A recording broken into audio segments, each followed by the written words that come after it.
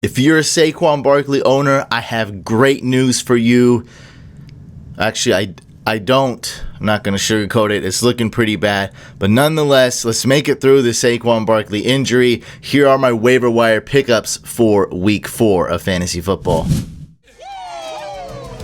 What's going on, fantasy football fans? I'm your host, Hussein the Brain, and you're watching The Couch. This is the first bye week that hits us in 2019. The two teams on bye for week 4 are the Jets and 49ers. If you have any of those players, make sure they are benched. Quarterbacks to add for week 1. Not too many good names, but enough for us to stream and maybe add as a QB2 for long term. Daniel Jones, excellent streaming option and maybe even a long-term add. We saw a little bit of that mobility. He gets some rush yards. That's a huge plus for quarterbacks. And week 4, good matchup against Washington. Should be a high-scoring game or relatively high-scoring game. We know both secondaries for the Giants and Washington are not good.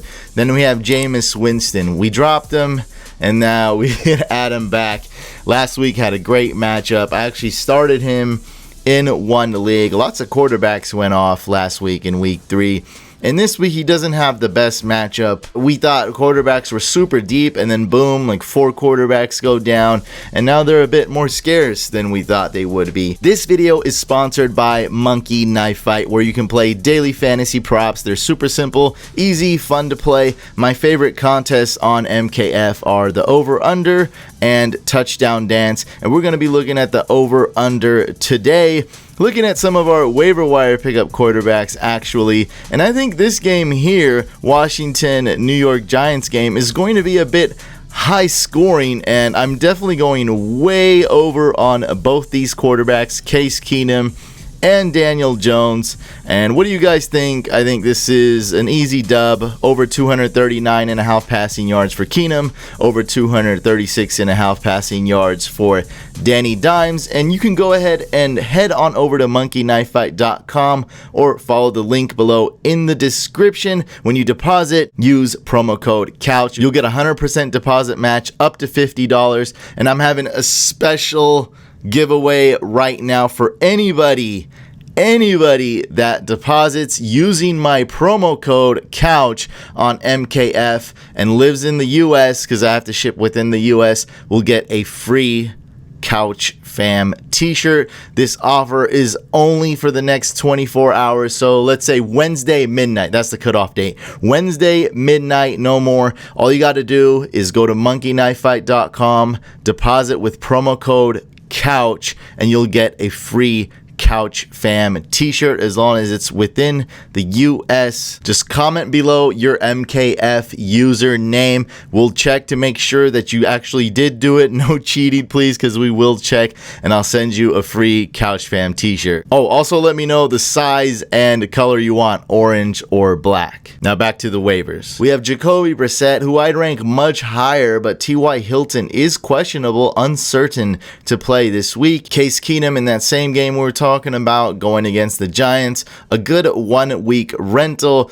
Look, that team is just awful. They're not looking good, but Case Keenum is doing an okay job, and Scary Terry, not too bad. An amazing dynasty wide receiver and a pretty dang good season-long wide receiver as well, Terry McLaurin. Matthew Stafford going against the Chiefs. We know that Mahomes will score and Stafford will have to throw the ball to try to play catch-up. Mason Rudolph going against the Bengals. Andy Dalton has been a much better quarterback than we thought, and the analysis ends there, not much better.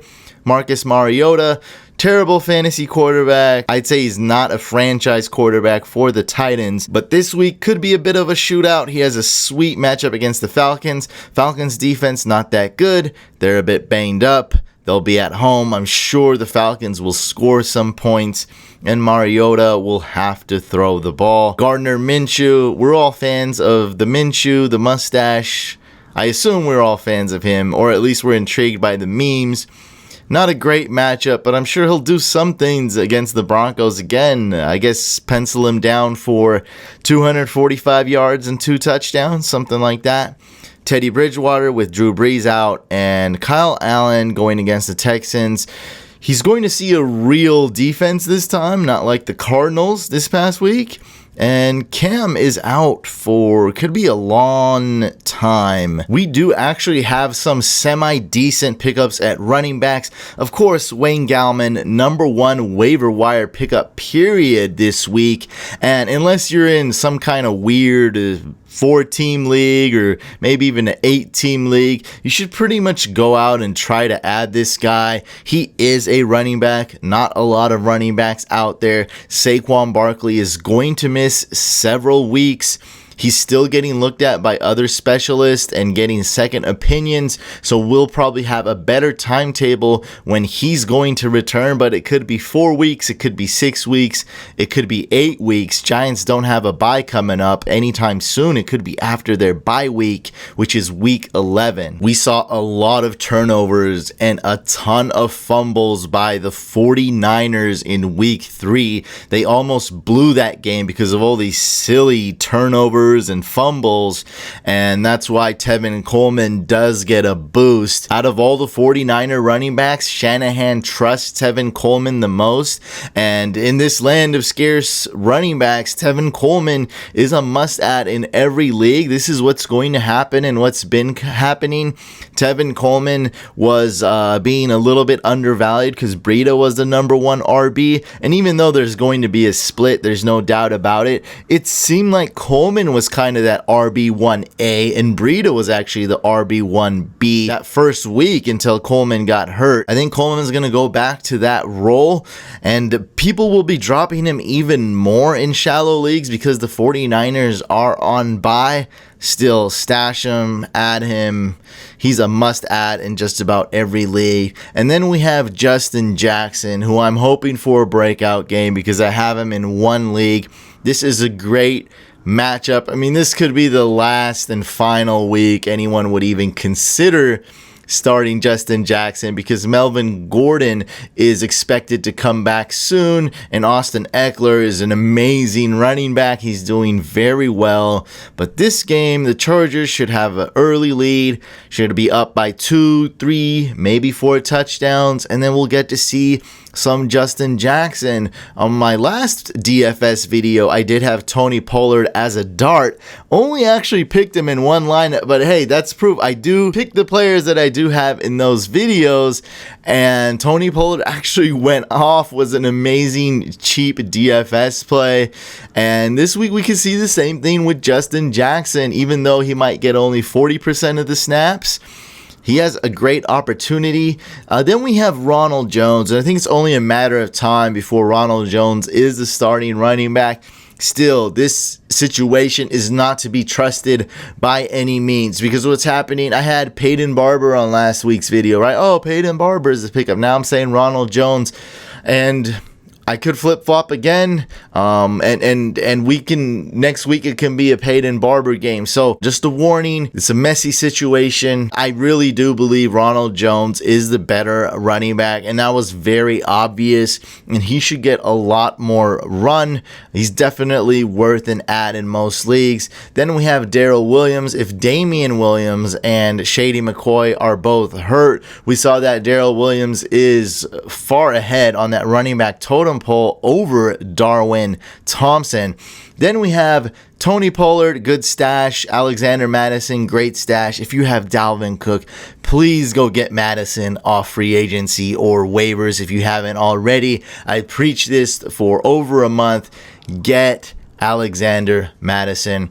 Then we have Jamal Williams, who's not very exciting, but still gets some run. Could be even RB3 or flex territory if you need, especially if you're drafted Breida or Coleman, or if you drafted Le'Veon Bell, since those guys are on bye, or if you drafted Saquon Barkley like me. I have Saquon Barkley in 5 out of 7 leagues, and I lost this week in 5 out of 7 leagues, and then those were the same leagues. I don't know if that was a coincidence or not. I see a lot of waiver lists with Rex Burkhead at the top, and don't buy it. I don't even understand this. Rex Burkhead did great because James White was out due to the birth of his child. Okay, so James White's going to be back. He's going to get a lot of work. And even though I'm saying that, Rex Burkhead could still beast and be amazing, but he is one of the 3 Patriot running backs. And I'm sure there's going to be one week where we'll see like a Brandon Bolden or maybe even a Damian Harris score or something like that. So he's a Patriot running back. James White's coming back. He just missed one game. So Rex Burkhead, don't go out, be crazy and add him or something. He was a good DFS play this past week, but not necessarily a great add in redraft leagues. If you're in a deep league, awesome. You need running backs, get Rex Burkhead. If you're in a shallow league, he's not even worth an ad. Then we have Chase Edmonds if you want to handcuff David Johnson. We saw what happened to Saquon. And I wish I had Wayne Gallman in more leagues. I had the opportunity to get him, so I did handcuff him in one league, but I wish I handcuffed him in more than one. And I'm pretty disappointed in myself that I didn't. But Saquon's really durable. I didn't know this was going to happen, so can't beat myself up too much. But still, I hope the L's aren't coming. Then we have CJ Anderson, who I misspelled his name. Wow, that sucks. But CJ Anderson is a free agent right now working with the Houston Texans. Maybe they'll sign him. For wide receivers, there are, I'd say 2, maybe 3, 4. Yeah, 2 to 4 good pickups, and those are the top 4 right here. DJ Chark needs to be owned in every league. He's an absolute beast. He's got good hands. He's got the deep speed. Nick Foles should trust him. Minshew should trust him. Just a straight must add. I don't really need to say much more else about Chark. Then we have Philip Dorsett, and he's been really good. Brady really trusts him. He's improved so much from last year. He's an actual real threat on this offense. Needs to be added in a lot of leagues. Then we have Cole Beasley. Doesn't get a ton of touchdowns or yards, but will rack up those PPR points. Golden Tate, if you're struggling, is worth an add. Now that we have Danny Dimes at the helm, Golden Tate could have some value when he comes back week 5. Taylor Gabriel has those big games and then he disappears, but hey, I'm going to hit it with the I told you so. I told you so. Taylor Gabriel was better than Anthony Miller when you guys were drafting. But no, nobody drafted Gabriel and everyone drafted Anthony Miller in round 11. And now we see what's going on. Anthony Miller has like 2 fantasy points and Taylor Gabriel has a ton of fantasy points. He did suffer a concussion, so keep that in mind. Preston Williams could be the best player in Miami to add for fantasy. Dante Johnson, the rookie, now starting because Moncrief is absolute trash. Paul Richardson's doing better. Then we have Mac Hollins, who's probably not worth an add unless both Alshon and Djax are out. Seems like Alshon was practicing, which is a good sign for him to play in the Thursday night football game. Then we have Anthony Miller, who's getting some more run. So he had a very slow start to the season, and Tariq Cohen was essentially playing his role the first game. But now we should see a little bit more of Anthony Miller. Let's see if Trubisky can keep this up and not suck like he did the first couple weeks. In deeper leagues, we have Paris Campbell, Darius Slayton, the rookie wide receiver for the Giants, Trey Quinn in PPR leagues, and Devontae Parker, who's on the Miami Dolphins. For tight ends, Will Dissly, man, back on the list, another touchdown. Chris Herndon, definitely worth a stash. Jets are on bye this week, and he'll be suspended one more game, so the earliest he'll play is week 6, but he is worth it as a tight end too. A lot of people are struggling at tight end. For example, if you drafted a Hunter Henry, or if you drafted an OJ Howard like I did, Herndon definitely worth an add. And even if you have a deep bench and you don't really need a tight end, go add him, because tight ends are so scarce. People are dying to trade for a tight end right now. And man, even if you add 3, like if you have the bench space, go ahead and add 3. If he becomes a top 10 tight end, which he very well may become, he's definitely going to have a lot of value. And then you can trade one of your tight ends and go with Chris Herndon. He is talented. He is good. Not a ton of good receivers on the Jets, so he definitely has that path to becoming a top 10 tight end. Jason Witten did not get a touchdown week 3, but man, he's still decent. Not a ton of upside, but a good floor Tyler Eifert going against the Steelers. Not a lot of snaps. Then we have the two Colts tight ends, Ebron and Doyle. Ben Watson suspended. He will return week 5, so he'll be suspended one more game. Vernon Davis, because Jordan Reed, I don't know if he's ever going to play another down in the NFL. Maybe this is his last year. The man just can't seem to stay healthy. I don't even know if I've seen any more injuries to any NFL player than Reed. Like, the man gets like 3.2 injuries per year, 4 injuries per year. Then we have Dawson Knox, Gerald Everett if Higbee is out, and Mike Gesicki is just sort of a dart. He's on the Dolphins. Oh, and Irv Smith if you're in a super deep league and are desperate. But in those leagues, he's probably already added because he was kind of like the sexy rookie draft pick. For defenses, the Chargers are owned in over 80% of leagues. And I told everyone, look at the Dolphins schedule, add the Chargers D a week early. And now you get to reap the benefits for being early. Chargers defense going against the Dolphins, need I say more. Colts defense going against the Raiders. This will be a little bit more sneaky, and man, this is a great matchup. I love this. They are number 2 on my list. Texans have that extreme defense where they can get sacks, turnovers, and then again they can allow 40 points, and they're going against Kyle Allen. Don't really know much about this guy, what he can do, and I think they're a good start. I'd say they're risky. Let's just say they have a lot of upside this game. Then we have the Ravens D going against the Browns, and it doesn't look like the Browns are winning 4 Super Bowls this year like everybody thought. They are struggling a little bit on offense. It's a recipe to kind of a disaster for the Browns. Is the coach on the hot seat? How's Baker going to react when everyone's hating him? Let's see what happens, and this could be the game that catapults all that. Ravens D, they're solid. Decent matchup. Then we have the Steelers D going against the Bengals. Now we're in more deep league territory here. Broncos D going against the Jags. Browns D going against the Ravens. And Falcons going against the Titans. Not really trustworthy. But I did want to note this one a lot. The Washington defense, not a great matchup going against the Giants. Well, really not a great matchup for any of the Giants. Patriots. But in week 6, they are facing the Dolphins. I just wanted to throw that out there.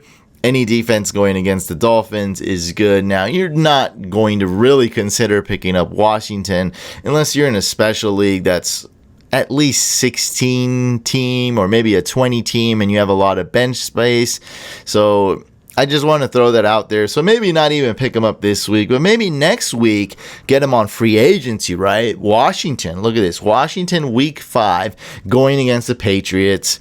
They may not even get streamed, and so you may want to wait. They'll be free agents. You add them for, you don't even use a waiver claim. You don't use any FAAB, no money, no budget. Boom, you get them. Then they face the Dolphins the next week. Just throwing that out there. Not saying you got to do this, but definitely look at the Dolphins schedule and see what's going on. I might even add the Jets D in my Dynasty League just because, they're facing the Dolphins twice, and Sam Darnold's coming back sooner than later. Then we have the Giants D going against Washington, Bengals D going against the Steelers. For kickers, have a few really good kickers here. Michael Badgley expected to return going against the Dolphins, an amazing kicker to add. I'm putting this guy number 1, even though he's not 100% going to play week 4. I do fully expect him to play, so let's say about 85% chance he plays and is healthy with that groin injury. The matchup is amazing. Badgley is a fairly good kicker, accurate. He'll get the job done. He'll get a lot of opportunities to kick extra points and hopefully some field goals. Then we have Jason Myers. He'll surely have his best game against the Cardinals. Very accurate, very good kicker. Adam Vinatieri, has he got his groove back? I think so. Going against the Raiders, Mason Crosby at home. I believe this is the Thursday night football game. Aldrick Rosas, super accurate, talented kicker going against Washington. Matt Bryant playing at home.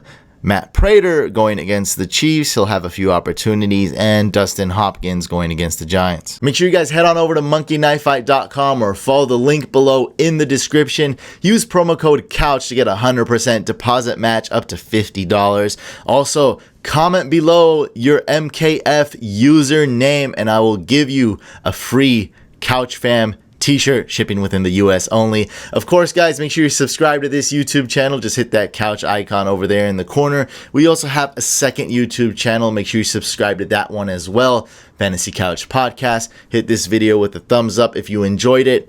Thumbs down if you did not. That's cool too. And I'll catch you on the next video / live stream.